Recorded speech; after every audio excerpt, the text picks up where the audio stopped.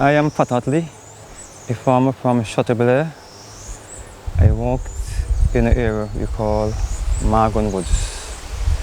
Well, I'm there from since 2014, October. I operate that farm to this present moment.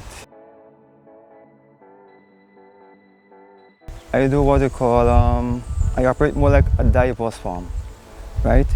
Which I planted a range of crops.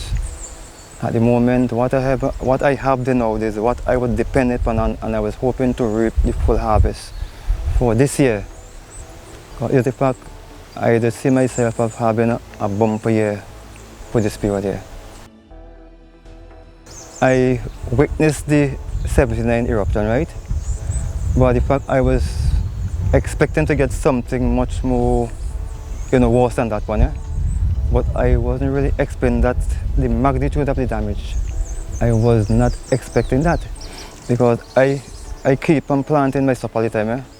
But I said, okay, let me plant some crops. I know if the volcano happened to erupt, that it would not destroy them. But what really catch us is the amount of ashes. I did look at crops which I feel would not be affected, right? But I was wrong. You see, I was wrong, you see. Oh, to be honest, so right now my farm is like a battlefield, right? I tell you, I had a little over an acre in cocoa, intercrop with avocado. This was my year now for I to reap my benefit and my hopes. Yeah? It's all gone, you see. There's no source of income right now. Yeah?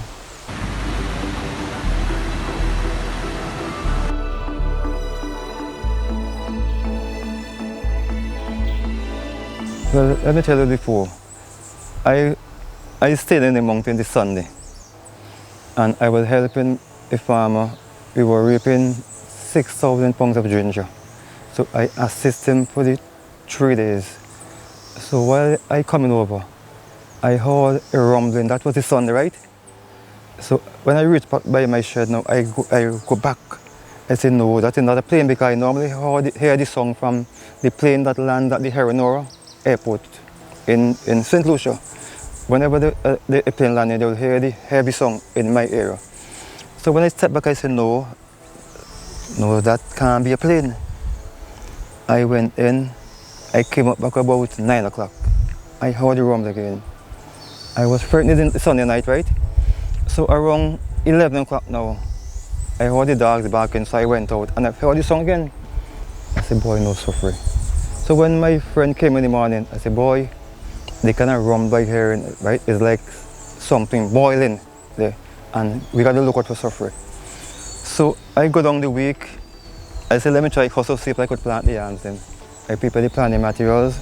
So I did those I do the material from the Monday go right down to the Thursday. So I said, well, I began to drop out the Thursday morning now. Well, I check my phone now, I see Mrs. The little girl who knew me. She messaged me and said, Pat, Mommy, you must come out, so we're going to erupt. So all those time when I got the message, I didn't have the kind of feelings that it was going to erupt, right? But so good that I didn't really, to get the chance to move with the animal, I couldn't do it. But I make sure I put up some of my tools inside, because I say if they're out and you have heavy ashes, they will all bury up and so on. But luckily, I did so. Only a ladder and a scoop I didn't really reach, because when the guy came, I said, boy, that have to stop there. Because I can't do anything, I just wait until I get a ride. And then, at one time I nearly changed my mind the night, saying, let me sleep until in the morning, because I didn't feel I got enough feed for the goats. So I said to myself, if I did do it now, it would have either catch me cutting feed, and that would be it, you see? So I just said, thank God, I really make a wise decision to get out just in time and so on, you see? Because I was fed up after the transport when coming, because I was saying, let me sleep up until tomorrow, man. But so good that I really walk along with my mind. Yeah.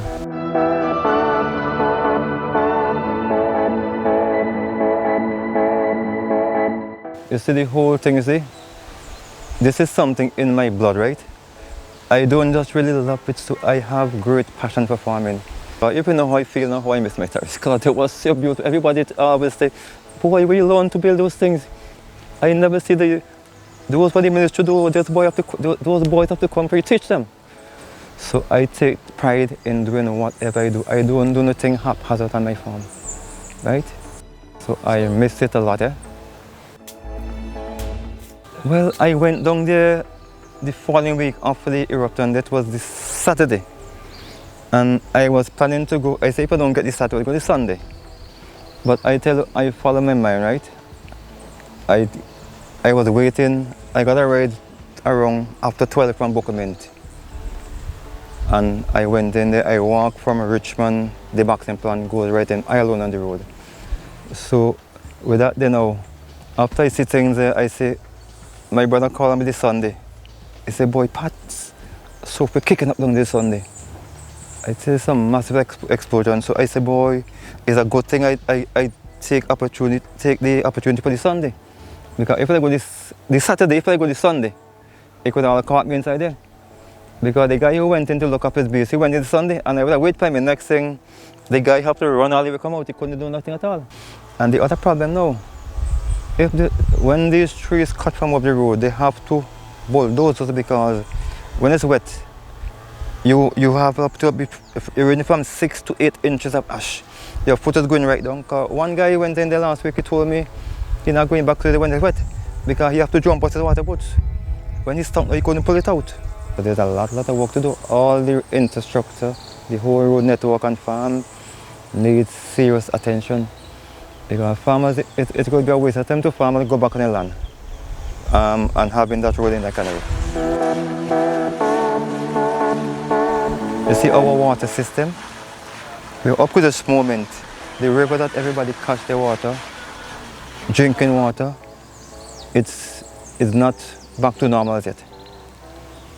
Because in my land there is a rock, and the water flow from that rock, and that water is the only water which is looking healthy. And most of the animals in there, they go in the gutter to get water, because in the river it's like ashes they're drinking.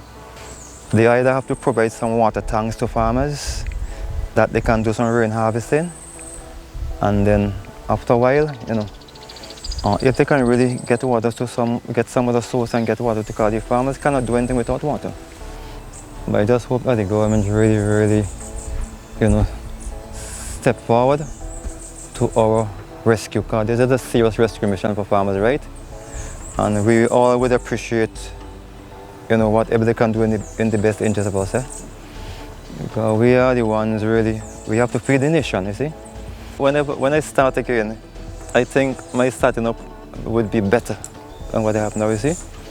But I can show that, okay, the fertility of the land will be much better. And you know why I got for this thing too, in a way? I had a problem with slugs on my land. It was a plague. And I know they all gone through.